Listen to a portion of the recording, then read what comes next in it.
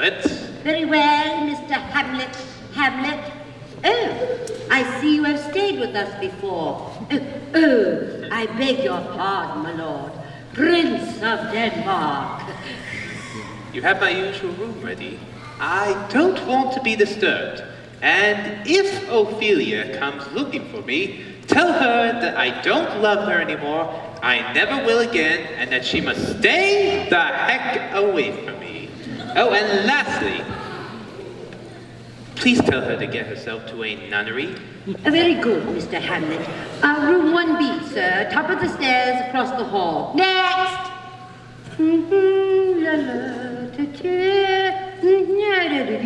Your name, please? Ophelia. Last name? Ophelia?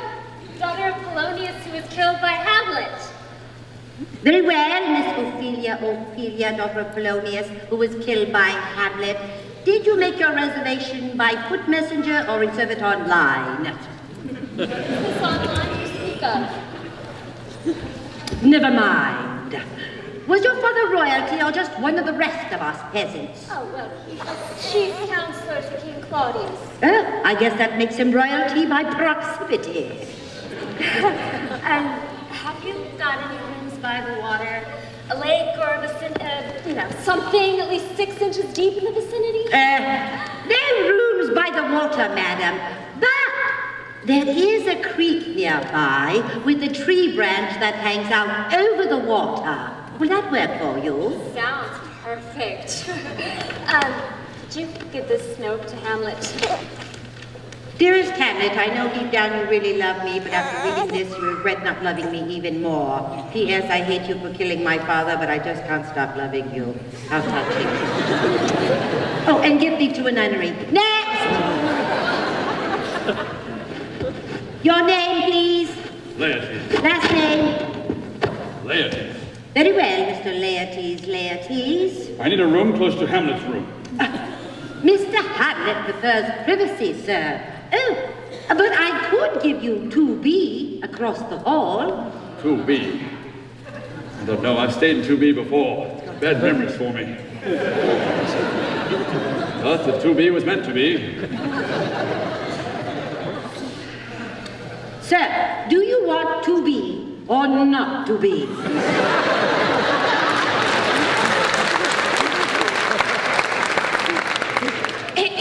That is the question. All right, as long as I'm within striking distance of Hamlet. To be, will have to be. Very good choice, sir. Oh, I just cleaned a spittoon last week. Are you royalty or just one of the rest of us peasants? A little of both. Listen, can we move things along? I'd like to kill the Prince of Denmark before noon. Listen, you haven't seen my little sister Ophelia, have you? She's about this tall, long brown hair, toothy smile, petite, and infatuated with Hamlet. Oh yes, and her, well, let's just say her apple cart's kind of spilled all over the street. She just flew out of the loony bin. Okay, she fell out of her cuckoo's nest. Oh, yes. Never seen her. Your room 2B key, sir. Next! Oh,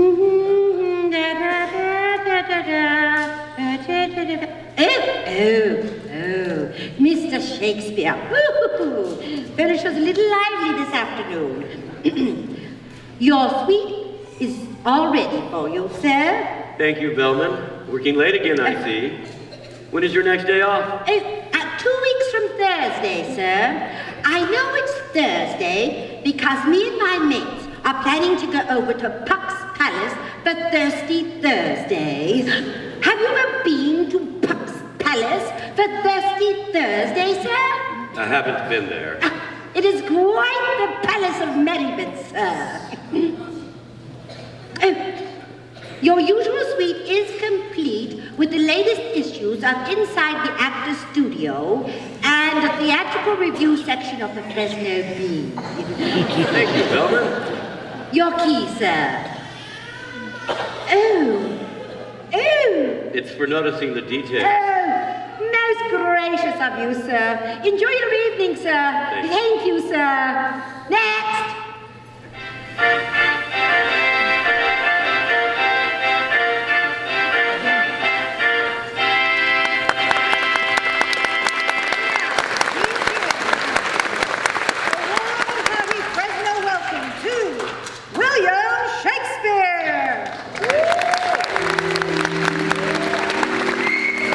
Boys and girls, ladies and gentlemen, and to those for whom have graced this hallowed place, with happy hearts and contented faces, from different schools and a variety of places, you have all come by this way on this afternoon, night or day, to see for yourselves if the story is true. True, you say, but isn't all truth born with a little bit of false? Make your minds ready for the possibilities of astonishment.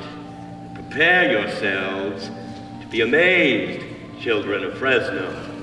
I want you to find in your minds that pathway which wants to be opened up to let in all the imaginations of the ages.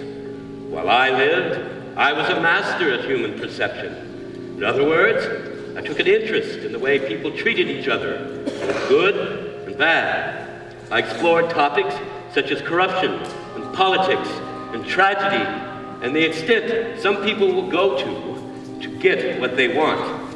Yes, I also wrote about the powerful feelings derived from emotions like love and how love makes people do the craziest things. In the 400 years since my death, humans haven't changed how they react to their emotions, both good and bad. Controlling one's thoughts and emotions is what separates man from beast. So I ask all of you, which will you choose, man or beast?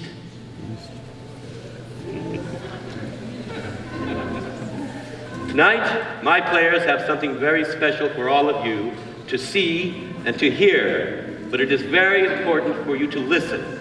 You must listen very carefully, and you must very carefully listen, so as to hear and understand what this 400-year-old English language is saying to you. It reaches forward from 4 centuries ago and travels directly into your ears. But if you talk over their talk, you might as well walk. Behold, the fool.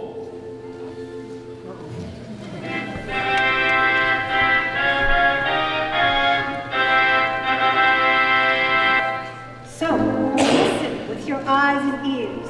This tale is not a joke. And hear the words of the man who's known for writing how he spoke. The fool is one of my most admired characters, for she possesses the wit and wisdom to balance out her innocence and naivete, just like yin and yang and right and wrong. Tonight, she tells a strange and yet wondrous story, if you should see it that way. So give her, the fool, your utmost finely tuned, undivided attention. And do not let your mouths flap haphazardly, for there are things in this tale you do not want to miss. The fool's drum means that it is now time for the 1 hour's traffic on our stage, to which, if you with patient ears attend, what here shall miss, your toil shall strive to mend.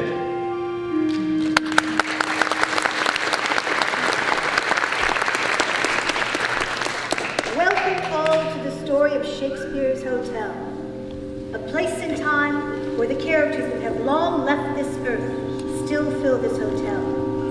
They have no idea that they are now simply the imaginations of all of our minds, kept alive solely by thinking about them and remembering their immortal words. They are now, and ever shall be, the remaining shadows of the characters written by William Shakespeare. Characters with names such as Beatrice and Bernardo, Osric, Puck, Hamlet and Horatio, Laertes and Ophelia, Hecate the witch, and a ghost king, for you to name just a few. Behold, 2 hikers, a brother and a sister. See how they fill up their knapsacks with butter and honey sandwiches and a Boda bag of wine.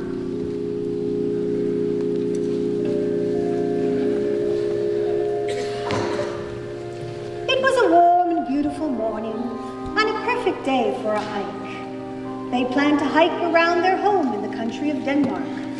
A leisurely hike that should have been just another 3-hour tour. But this hike became so amazing and so unreal that Joe just had to write it down to tell all of you about it. Now, picture this. Sven and Jen are middle-aged adults. I mean, they're old. We're talking over 50 years old. And that's a long time from now for kids your age. But I digress. Neither Sven nor Jen were married, and they both had no children of their own. For they loved their free time so much that they just couldn't imagine having to share it with snotty little children. Like I'm sure none of you are. Having children was simply too much for Sven and Jen to bear. One could wonder if it was just plain selfishness that caused their decision to not marry someone and have lovely children of their own, but it can't be ruled out either. Perhaps no one wanted to marry them. Ever think of that?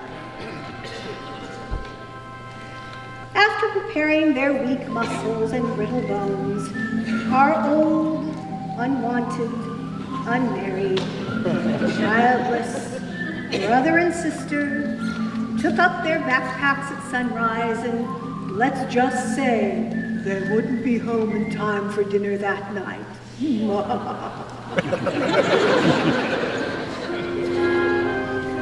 The day started off like any other for Sven and Jen.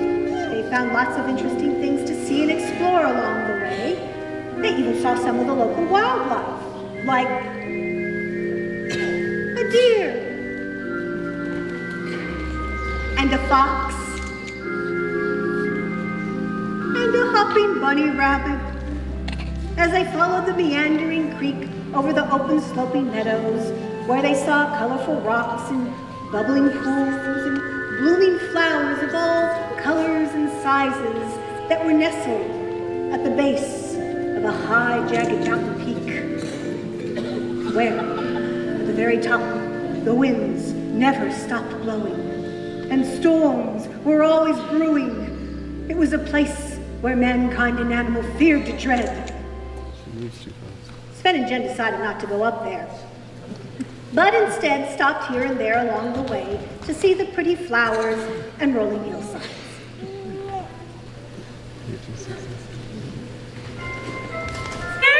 Please come out! It is out of utmost urgency that I disturb you at this hour! Come out, Queen! Please come out! There's a disturbance in the forest! I don't know what to do! Wake up! Wake up! Wake up! Titania, my fairy queen! Calm down, Peace Blossom. What is it about a disturbance in the forest? They are coming, Titania! Who's coming, my sweet little firefly? 2 humans approach us, my fairy queen. They have traveled over hills and valleys, all the way from the land of the living, and are now as close as the field of ruby flowers. They will discover us, all of us, here in this secret world. Now calm down, dear. I'm not sure we can halt them. The appearance of the great gate cannot be halted. But if they start following us, we'll lead them to where we want them to follow. Understand? You are so wise, my queen. It is easy to see why you have ruled this forest for hundreds of years. I will keep my eyes upon them and my wings at the ready. And you are wise beyond your years, my darling Peace Blossom. But listen to me very carefully. Whatever you do, don't let the humans get too close to you. So fly, my little firefly. Fly. As you wish. Goodbye, Titania, my sweet fairy queen. Bye-bye. Oh, for goodness sake. How am I going to get to sleep now? She's right, though. The humans can... Oh my, they are très chic. I want some for myself. Give it to a girl to get all gaga with flowers. You just said how beautiful they were, and then you go and rip them out of the earth to let them die. What's wrong with you? But I'm not a girl. I'm a lady. And ladies like flowers. Besides, we're gonna die someday anyway. You're definitely far from a lady, Jen. Just stop bugging me while I'm trying to figure out our coordinates. Excuse me? What, our coordinates? Ooh, what are we? On some bivouac Sven, huh? Or maybe it's a mission of great national importance. You know, you're always making a mountain out of a foothill. It's a molehill. It's a mountain out of a molehill. Ever, Mr. Smarty Pants. It's a mountain out of a molehill. It's a mountain out of a molehill. And no, nothing of national importance now that I'm out of the military. I'm just trying to figure out where we are. I don't recognize any of these landmarks. I thought I had reconnoitered most of this mountain.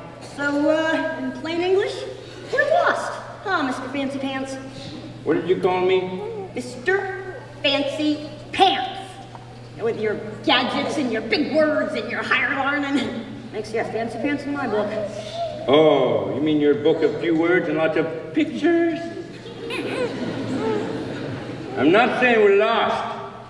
And I'm not saying we're not lost. I'm just making an observation, my ignorant little... Oh, I am not ignorant. I'm just undereducated. That's all.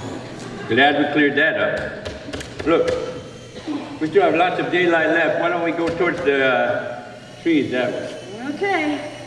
We're not lost now. We'll be soon. After you, Mr. Prissy Man.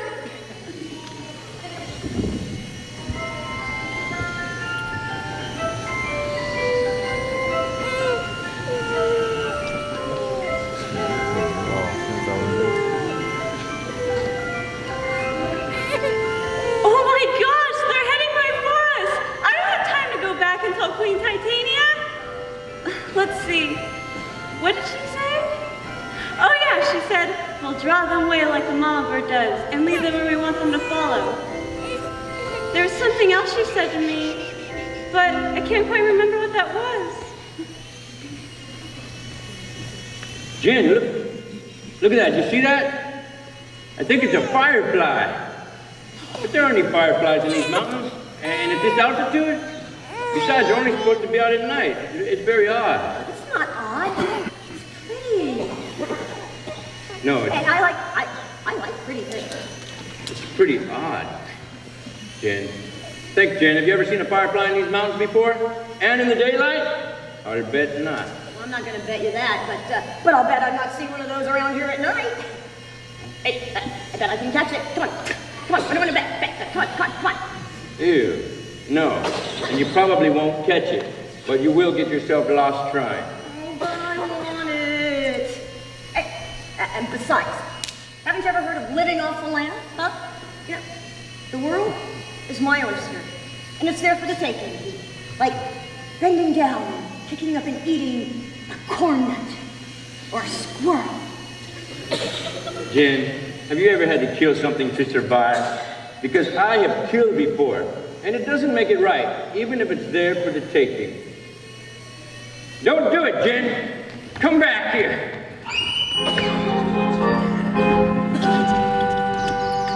Got it! Ah, it's bigger than I thought, and it's glowing a whole lot brighter too. Oh, it's so cute. It's all stopped squirming and balled itself up. Well, you probably heard it. So you gonna eat it now? First you gotta either kill it or just eat it alive. Which way you gonna go? Maybe I will eat it, Sven. You know, though, for what it's worth, I couldn't believe what I heard. When I grabbed it, it let out a squeal. That sound came from the bug? Yikes, I thought it was you who screamed. Boy, that's some bug. It was the bug, all right. And I told you I could catch it. You know, I'm gonna keep it. I'm gonna name it, and I'm gonna teach it tricks. Keep it, that's ridiculous. It's an unidentified flying object that's probably going to bite you and eat its way in your flesh and climb up inside your guts and lay eggs in your brain. You better just let that thing go. But before you do, hey, let me look at it. Ooh, it is really bright, isn't it? It's much too bright to see what the body looks like. Can I hold it? If I let you hold it, you've got to promise not to let it go. You promise? Because I know you'll honor your word. Because that's one good thing the military gave you. Oh, besides the excellent real-world education, the training, the job, the discipline, and the pride in serving my country. Okay, fine. All right, I promise I won't let it go. Okay, here. Be careful, don't hurt it. Ooh, I won't. Ooh. Huh. Oh. I can't tell if it's a really large glowing roly-poly bug or some super rodent that's balled itself up like an armadillo. Armadillos are much bigger, but their cascading, collapsing carapace shell is very similar. Maybe it's a baby armadillo. Have you ever seen an armadillo fly? Okay, fine. The petting zoo is closed. You know, I'm gonna keep this. This thing will come in handy when it gets dark, yeah? You know, I might even sell it on eBay. You'll be glad I kept it. I doubt that. Besides, you can think yourself when you're arrested for transporting, harboring, and selling an exotic animal on the black market.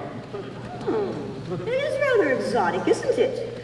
I name thee Bugsy! Well, I'm sure you and Bugsy will be very happy together, at least until one of you ends up dead.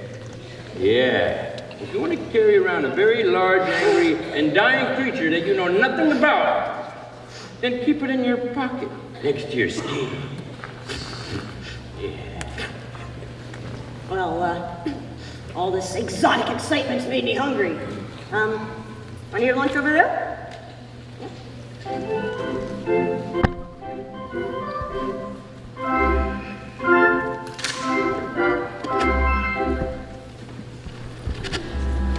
Our two wayward hikers laid out their blankets, took out their lunches, and sat down to eat and drink. Only to discover there wasn't much left to eat and drink. The Boda bag of wine was empty, and the sandwiches were smashed. So, they laid down to take a nap. But, what Sven and Jen were about to find out, the spot they had picked had some Renaissance clout. The place they had decided to sit was a place like no other on Earth, I admit. Little did Sven and Jen know that on this spot, on this Universal Children's Day, became a portal in the cosmic thread of time that opened up into another dimension. That's what portals do, they open up into another dimension. A dimension not only of sight and sound, but of mind.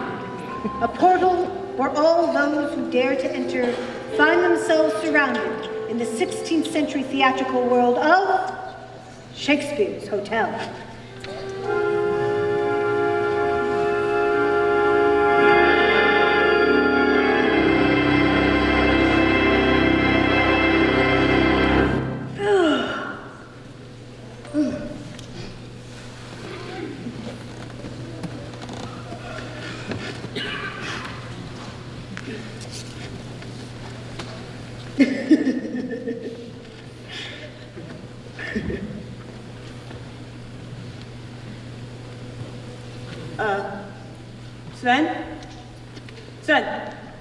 Sven, wake up! Wake up! You gotta see this, Sven? I want my mommy! He kicked me, mommy! He kicked me! Wake up! What? Oh, I was dreaming of milking the cows when a giant ogre attacked.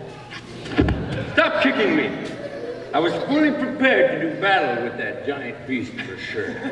Yeah, you and Mommy. Wait, how did you know? How long have... Stop kicking me. How long have we been asleep?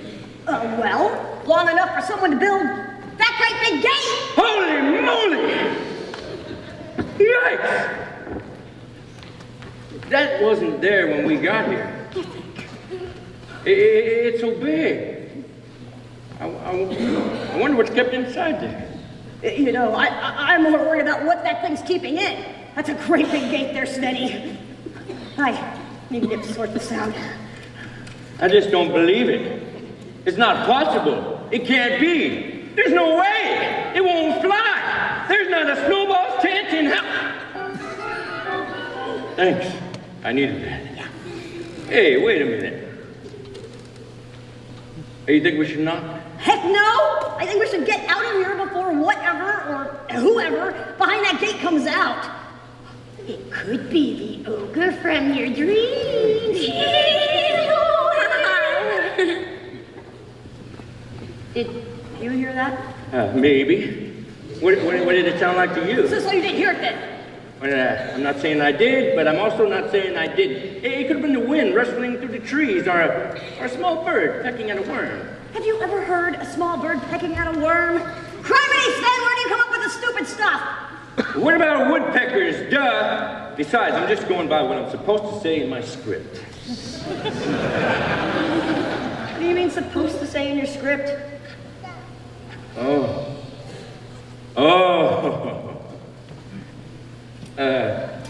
Nothing.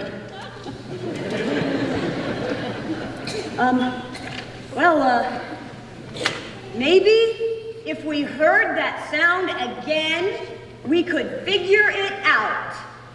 Yeah, maybe if we heard that sound again, we could figure it out. Could we hear it again? That's it.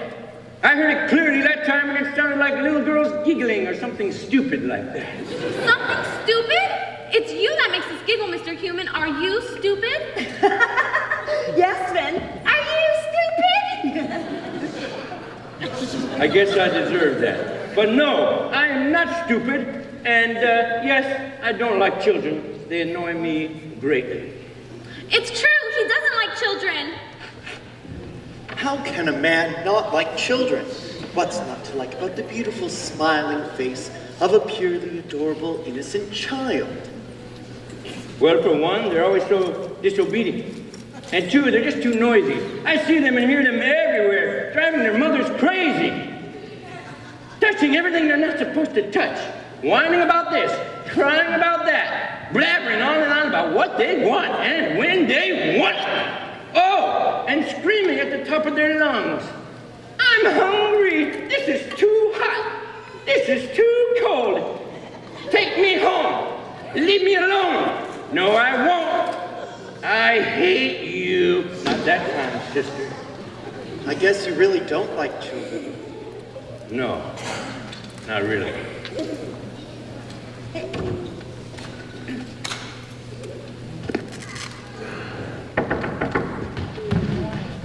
To who a merry note be trumpeted. Did you see that, Sven? Yes, my sister. Knock again.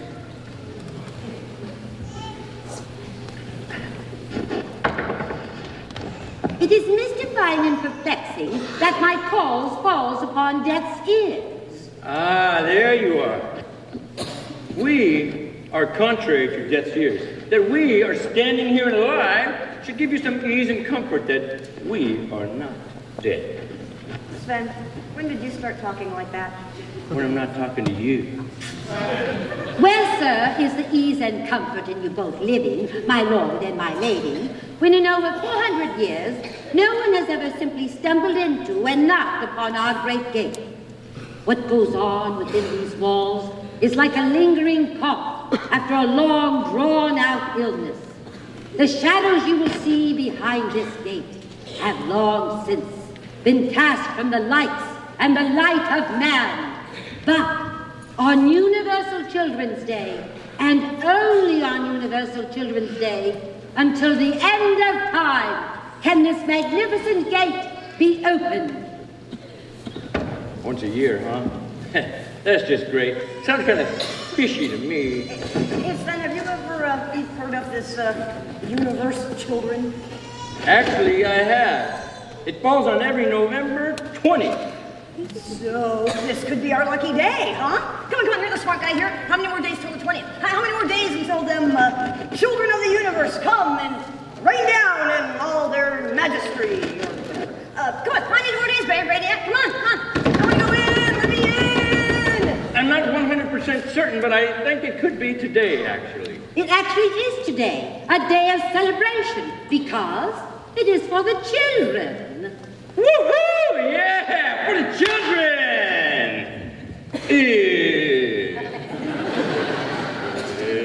Children can always see our guests because they believe in them. It is much harder for adults to believe. Shakespeare's characters can only be seen if you believe in them